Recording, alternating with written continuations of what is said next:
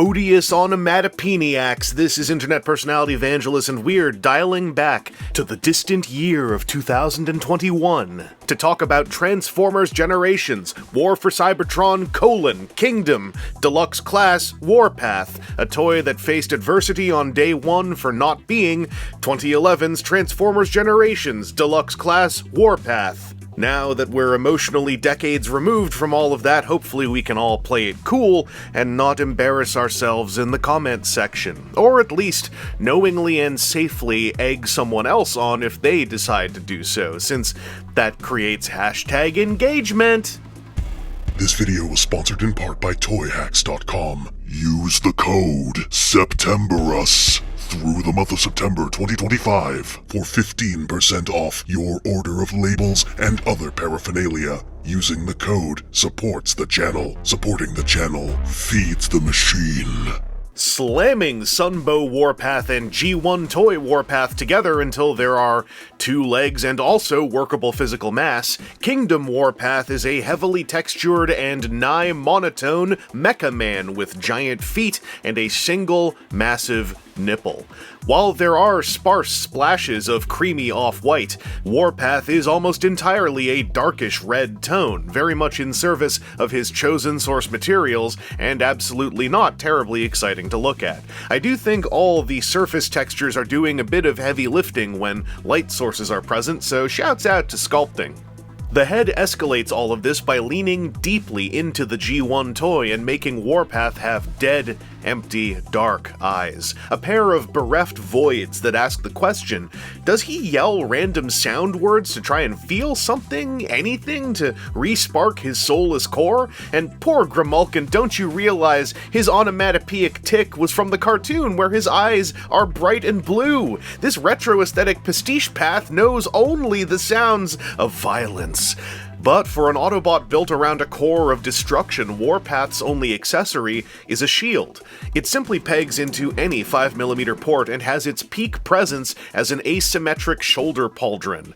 That said, it also works as a very aggressive punch piece on the forearm port, and it looks like a really silly and failed hat when plugged into his back. The shield also has a 3mm peg to go with the ones on Warpath's left forearm and right knee, and the Tank Man himself has 5mm ports on his back, shoulders, forearms, calves, and soles for maximum eisering. Let him become the Warpath! Kazow! Even though this is practically a vintage toy at this point, check out that ball socket neck. Like, look at the...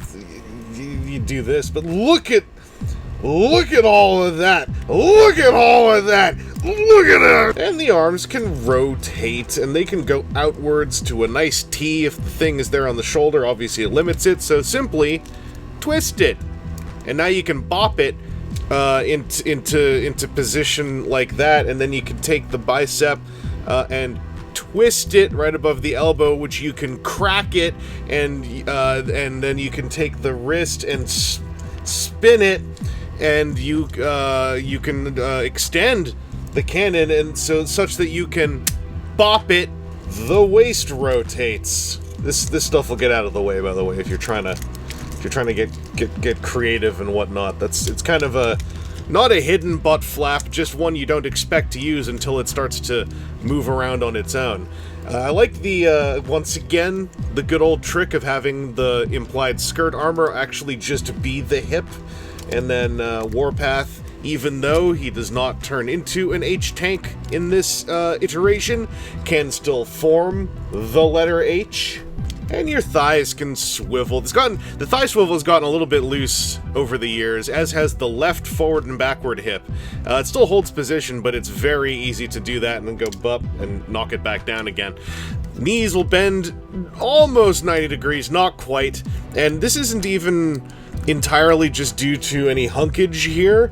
That is simply just how the knee joint stops. Something locks it right there. But joy of joys, with these gigantic treaded waddlers here on the bottom, you still get a big old dedicated ankle tilt. Sometimes that one, oh no, that catches on something too. There's a lot of stuff going on in here. Like you can do this if you want to, but As an ankle tilt, it kind of soft locks itself at that point, which is sort of the extreme of where I'd want to put it in normal postures. But then if I want to go like hardcore doing the splits between two moving trucks, like you can go you can even just say, like, since there's treads on them, right, that he's just like going yeehaw, we're gonna drive into town, baby. So Articulation on Kingdom Warpath is fine. You know, nothing is like terribly impressive, but nothing is terribly awful. And, you know, nowadays we say, whoa, wrist swivels, and, you know, whereas 100 years ago, it was like, well, I expect wrist swivels and an ankle tilt. So, you know, he's performing. I'm not sure where the community thought clusters are at this many years later, but 100 years ago in 2020, Kingdom Warpath's transformation was a slightly hot topic. I mean, you have to extend the turret before folding the head away to make room, and all of that has to happen after folding down his shoulder blade frame. I jest. The big business is in the legs, which go a little bonkers as they deploy multiple layers of tank mode and implied mass. This scheme is not for everybody, but over the years I have come to really like it, mostly because my copy still feels pretty dang solid on either end of the conversion. All the interlacing tabs still work, haven't broken off, and can even stand a light squeeze test. And while I'm doing things a certain way for clarity, there are a lot of tactile twisty shortcuts that you can naturally develop in your own time with one of these if you have adopted one into your own life. Obviously, the process is panel-y and kinda awkward when it has to wrap around the fists like this, but it also has a very high success rate for me. At the end of the day, I don't implode into frustration, I just ride my way through and smirk afterwards. The shield involves itself in the process by quadruple tabbing onto the bottom front of the tank mode, which I recall as being its own entire discourse somewhere in the distant past. I really don't mind it because my copy can deal with it if the shield somehow goes missing. The squeeze test goes worse, but only after I really try to make it fail. Like, here's the squeeze test with the shield in. Rock solid, obviously, as one would hope with a bracing piece added in. Well, here's the squeeze test without the shield, and you know, it's flexive, but it's not crumpling. The Transformers Wikipedia says this is a loose approximation of a General Motors M551A1 Sheridan ARAAV, or ARAV. I think it tank, but...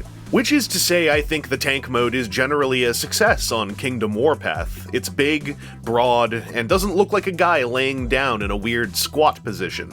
I love H-tanks too, my heart is roomy and welcoming, but I get excited when I see something without a huge gap chiseled in. The monotone color scheme is also much more digestible here, and the supporting cream tone makes for a nice lower strip of visual interest, regardless of whether or not those parts on a tank would ever actually look so clean and sparkly.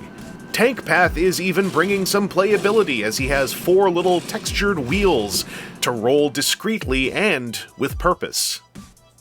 Also, the turret can spin around and lift its cannon up and down while doing so.